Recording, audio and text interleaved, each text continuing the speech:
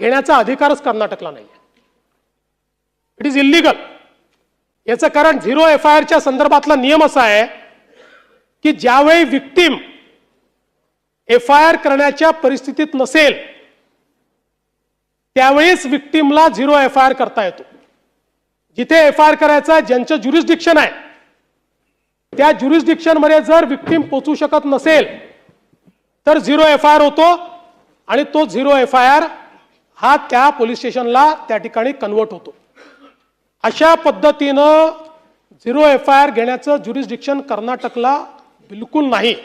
उद्या हे जे काही कर्नाटकने केलं आहे यात काय होणार? उद्या जर हीच पद्धत ठेवली तर आमचे विखे पाटील साहेब मुंबईच्या पोलीस स्टेशनमध्ये कर्नाटकच्या मुख्यमंत्र्याच्या विरुद्ध झिरो FIR नोंदवतील. आणि माझ्या दबावापोटी समजा नोंदला गेला, मी आणत नाही दबाव, नोंदला गेला आणि तो झिरो FIR म्हणून जाईल. आणि म्हणून याकरता झिरो FIR